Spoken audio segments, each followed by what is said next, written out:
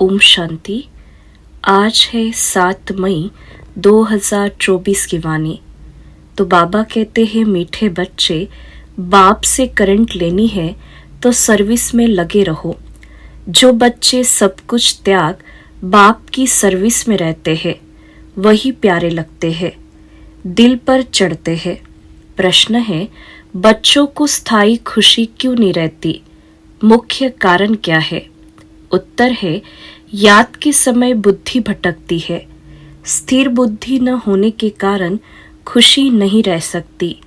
माया के तूफान दीपकों को हैरान कर देते हैं। जब तक कर्म अकर्म नहीं बनते हैं तब तक खुशी स्थायी नहीं रह सकती। इसलिए बच्चों को यही मेहनत करनी है। ओम शांति। जब ओम शांति कहते हो तो बड़े उल्लास से कहते हैं, हम आत्मा शांत स्वरूप है। अर्थ कितना सहज है। बाप भी कहेंगे ओम शांति, दादा भी कहेंगे ओम शांति। वह कहते हैं मैं परमात्मा हूँ, यह कहते हैं मैं आत्मा हूँ। तुम सब सितारे हो, सब सितारों का बाप भी चाहिए ना। गाया जाता है सूर्य, चांद और लकी सितारे। तुम बच्चे हो मोस्ट लकी सितारे, उनमें भी नंबरवार है। जैसे रात को चंद्रमा निकलता, फिर सितारों में कोई डीम होते, कोई बड़े तीखे होते, कोई चंद्रमा के आगे होते हैं ना। सितारे है ना, तुम भी ज्ञान सितारे हो। चमकता है भ्रकटी के बीच में वंडरफुल सितारा। बाप कहते हैं यह सितारे मतलब आत्माएं बड़े वंडरफुल है। एक तो इतनी छोटी बिंदी है जिसका कोई को पता नहीं। आत्मा ही शरीर से पाठ बजाती है, यह बड़ा वंडर है। तो तुम बच्चों में भी नंबरवार है। कोई कैसे है। बाप उनको बैठ याद करते जो सितारे अच्छे चमकते हैं, जो बहुत सर्विस करते हैं, उनको करंट मिलती जाती है। तुम्हारी बैटरी भरती जाती है। तमो प्रधान से सतो प्रधान बनने के लिए सर्च लाइट मिलती है।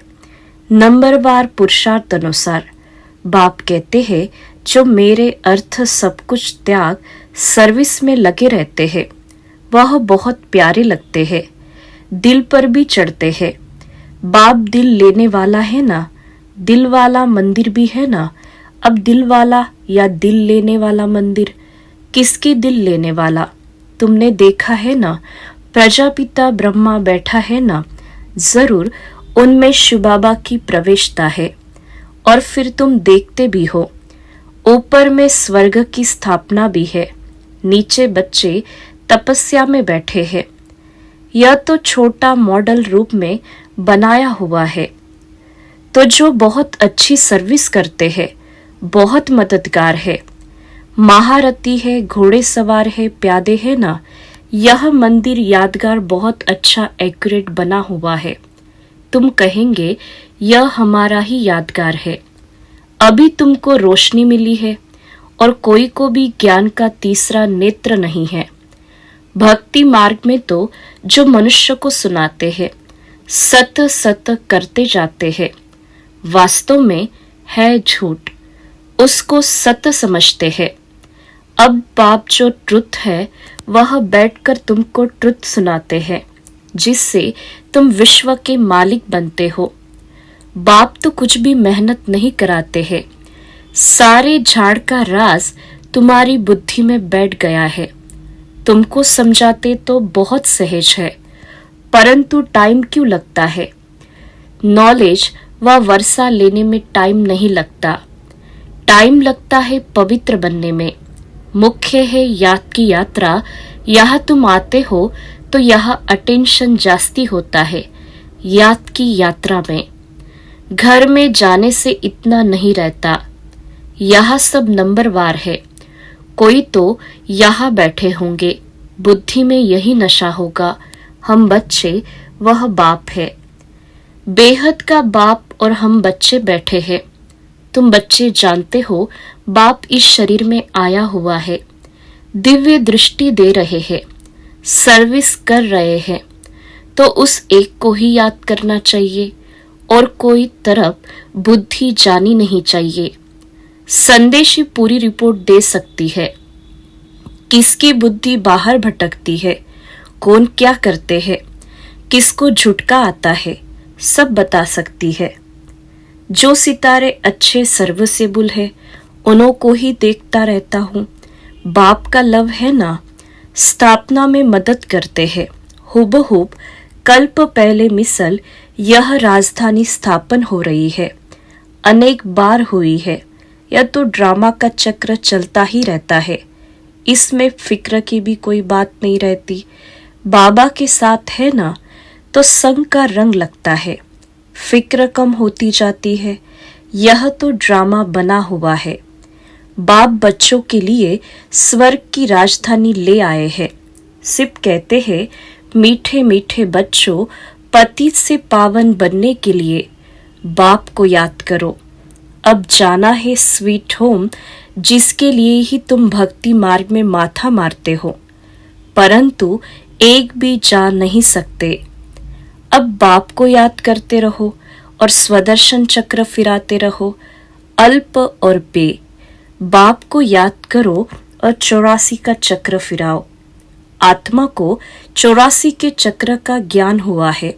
रचयिता और रचना के आदि मध्य अंत को कोई भी नहीं जानते हैं, तुम जानते हो, सो भी नंबरवार पुरुषार्थ अनुसार। सुबह को उठकर तुम बुद्धि में यही रखो, अब हमने 84 का चक्र पूरा किया है, अब वापिस जाना है, इसलिए अब बाप को याद करना है तो तुम चक्रवर्ती बनेंगे। यह तो सहज है ना, परंतु माया तुमको भुला देती है। माया के तूफान है ना, वह दीपकों को हैरान कर देते हैं। माया बड़ी दुस्तर है, इतनी शक्ति है जो बच्चों को भुला देती है। वह खुशी स्थायी नहीं रहती। तुम बाप को याद करने बैठते हो, बैठे बैठे बुद्धि और तरफ चली जाती है। यह सब है गुप्त बातें, कितनी भी कोशिश करेंगे परंतु याद कर नहीं सकेंगे। फिर कोई की बुद्धि भटक भटक कर स्थिर हो जाती है, कोई फट से स्थिर हो जाते, कोई से तो कितना भी माथा मारो तो भी बुद्धि में ठहरता नहीं। इसको माया की युद्ध कहा जाता है। कर्म अकर्म बनाने के लिए कितनी मेहनत करनी पड़ती है। वहां तो रावण राज्य ही नहीं तो कर्म विकर्म भी नहीं होते।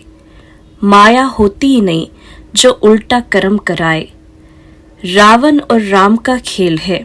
आधा कल्प है राम राज्य, आधा कल्प है रावण राज्य। दिन और रात संगम युग पर से ब्राह्मण ही होते हैं। अब तुम ब्राह्मण समझते हो, रात पूरी हो दिन शुरू होना है। वह शूद्र वर्ण वाले थोड़ी ही समझते हैं। मनुष्य तो बहुत आवाज से भक्ति आदि के गीत गाते हैं। तुमको तो जाना है आवाज से परे, तुम तो अपने बाप की याद में मस्त रहते हो। आत्मा को ज्ञान का तीसरा नेत्र मिला है। आत्मा समझती है अब बाप को याद करना है। भक्ति मार्ग में शिव बाबा तो करते आए हैं। शिव के मंदिर में शिव को बाबा जरूर कहते हैं। ज्ञान कुछ भी नहीं, अब तुमको ज्ञान मिला है, वह शिव बाबा है, उनका यह चित्र है। वह तो लिंग ही समझते हैं। अब तुमको तो ज्ञान मिला है, वह लिंग के ऊपर जाकर लोटी चढ़ाते हैं। अब बाप तो है निराकार, निराकार के ऊपर लोटी चढ़ाएंगे, वह क्या करेंगे? साकार हो तो स्वीकार भी करे। निराकार पर दूध आदि चढ़ाएंगे, वह क्या करेंगे? बाप कहते हैं दूध आदि जो चढ़ाते हो वह तुम ही पीते हो, भोग आदि भी तुम ही खाते हो। यहाँ तो मैं सम्मुख हूं ना। आगे इनडायरेक्ट करते थे, अभी तो डायरेक्ट है। नीचे आकर पार्ट बजा रहे हैं, सर्च लाइट दे रहे हैं। बच्चे समझते हैं मधुबन में बाबा के पास जरूर आना चाहिए, वहां हमारी बैटरी अच्छी चार्ज होती है। घर में तो गोरख धंधे आदि में अशांति ही अशांति लगी हुई है। इस समय सारे विश्व में अशांति है। तुम जानते हो अभी हम शांति स्थापन कर रहे हैं योग बल से। बाकी राजाई मिलती है पढ़ाई से। कल्प पहले भी तुमने यह सुना था, अब भी सुनते हो। जो कुछ एक्ट होती है फिर भी होगी। बाप कहते हैं कितने बच्चे आचरवंत भागंती हो गए। मुझ माशूक को इतना याद करते थे, अब मैं आया हूं तो फिर छोड़कर चले जाते हैं। माया के साथ थप्पड़ लगा देती है। बाबा अनुभवी तो है ना। बाबा को अपनी सारी हिस्ट्री याद है। सिर पर टोपी, नंगे पांव दौड़ता था। मुसलमान लोग भी बहुत प्यार करते थे, बहुत खातिरी करते थे। मास्टर का बच्चा आया जैसे गुरु का बच्चा आया। बाजरी का ढोडा खिलाते थे। यहाँ भी बाबा ने 15 दिन प्रोग्राम दिया था ढोडा और छाछ खाने का, और कुछ भी नहीं बनता था। बीमार आदि सबके लिए यही बनता था, किसको कुछ भी हुआ नहीं। और ही बीमार बच्चे भी तंदुरुस्त हो गए। देखते थे आसक्ति टूटी हुई है, यह नहीं होना चाहिए या यह चाहिए। चाहना को जमादार कहा जाता है। यहाँ तो बाप कहते हैं मांगने से मरना भला। बाप ही जानते हैं बच्चों को क्या देना है। जो कुछ देना होगा वह खुद ही देंगे। वह सब ड्रामा बना हुआ है। बाबा ने तो पूछा था ना, बाप को जो बाप ही समझते हैं और बच्चा भी समझते हैं, वह हाथ उठाए। तो सबने हाथ उठाया। हाथ तो झट उठा देते हैं। जैसे बाबा पूछते हैं लक्ष्मी नारायण कौन बनेंगे, तो झट हाथ उठाएंगे। यह पारलौकिक बच्चा भी जरूर ऐड करते हैं। यह तो माँ बाप की बहुत सेवा करते हैं। 21 जन्म का वर्षा देते हैं। बाप जब वानप्रस्थ में जाते हैं तो फिर बच्चों का फर्ज है बाप की संभाल करना। वह जैसे सन्यासी बन जाते। जैसे इनका लौकिक बाप था, वानप्रस्थ अवस्था हुई तो बोला हम जाकर बनारस में सत्संग करेंगे, हमको वहां ले चलो। हिस्ट्री सुनाना। तुम हो ब्राह्मण प्रजापिता ब्रह्मा कुमार कुमारिया। प्रजापिता ब्रह्मा है, ग्रेट ग्रेट ग्रैंडफादर। सबसे पहला पत्ता है मनुष्य सृष्टि का। इनको ज्ञान सागर नहीं कहा जाता। न ब्रह्मा विष्णु शंकर ही ज्ञान सागर है। शिव बाबा वह है बेहद का बाप, तो उनसे वर्षा मिलना चाहिए ना। वह निराकार परमपिता परमात्मा कब और कैसे आया, उनकी जयंती मनाते हैं या कोई को पता नहीं, या तो गर्भ में नहीं आते। समझाते हैं मैं इनमें प्रवेश करता हूँ बहुत जन्मों के अंत में, वानप्रस्थ अवस्था में। मनुष्य जब संन्यास करते हैं तो उनकी वानप्रस्थ अवस्था कही जाती है। तो अब बाप तुमको कहते हैं बच्चे, तुमने पूरे 84 जन्म लिए। यह है बहुत जन्मों के अंत का जन्म। हिसाब तो जानते हो ना। तो मैं इनमें प्रवेश करता हूँ, कहाँ आकर बैठता हूँ। इनकी आत्मा जहाँ बैठी है उनके बाजू में आकर बैठता हूँ। जैसे गुरु लोग अपने शिष्य को बाजू में गद्दी पर बिठाते हैं, इनका भी स्थान यहाँ है, मेरा भी यहाँ है। कहता हूँ हे आत्माओं, माँ में कम याद करो तो पाप विनाश हो जाएंगे। मनुष्य से देवता बनना है ना, यह है राजयोग। नई दुनिया के लिए जरूर राजयोग चाहिए। बाप कहते हैं मैं आया हूँ आदि सनातन देवी देवता धर्म का फाउंडेशन लगाने। गुरु लोग अनेक है, सदगुरु एक है, वही सत्य है, बाकी तो सब झूठ है। तुम जानते हो एक है रुद्रमाला, दूसरी है वैजयंतीमाला विष्णु की। उसके लिए तुम पुरुषार्थ करते हो। बाप को याद करो तो माला का दाना बनेंगे, जिस माला का तुम भक्ति मार्ग में सिमरन करते हो, परंतु जानते नहीं हो कि यह माला किसकी है। ऊपर में फूल कौन है, फिर मेरू क्या है, दाने कौन है। जिसकी माला फेरते हैं समझते कुछ भी नहीं। ऐसे ही राम राम कहते माला फेरते रहते हैं, राम राम कहने से समझते हैं सब राम ही राम है। सर्वव्यापी की बात का अंधियारा इससे निकलता है। माला का अर्थ ही नहीं जानते। कोई कहते हैं 100 माला फेरो, इतनी माला फेरो। बाप तो अनुभवी है ना, 12 गुरु किए, 12 का अनुभव लिया। ऐसे भी बहुत होते हैं, अपना गुरु होते भी फिर औरों के पास जाते कि कुछ अनुभव मिल जाए। माला आदि फेरते हैं, है बिल्कुल अंधश्रद्धा। माला पूरी कर फूल को नमस्कार करते हैं। शिव बाबा फूल है ना, माला के दाने तुम अनन्य बच्चे बनते हो। तुम्हारा फिर सिमरन चलता है।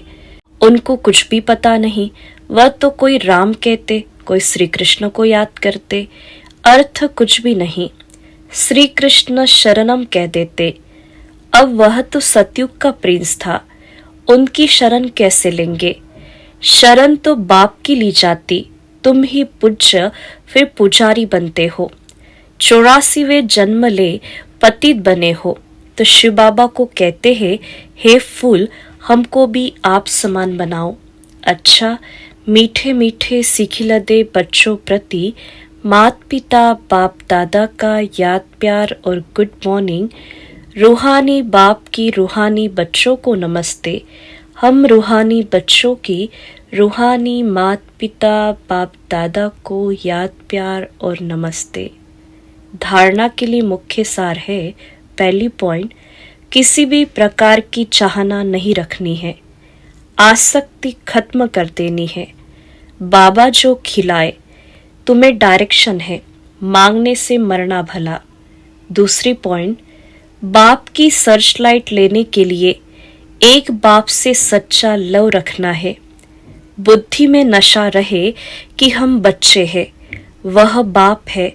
उनकी सर्चलाइट से हमें तमो प्रधान से सतो प्रधान बनना है। वरदान है, रहम की भावना द्वारा निमित्त भाव से सेवा करने वाले सर्व लगाव मुक्त भव।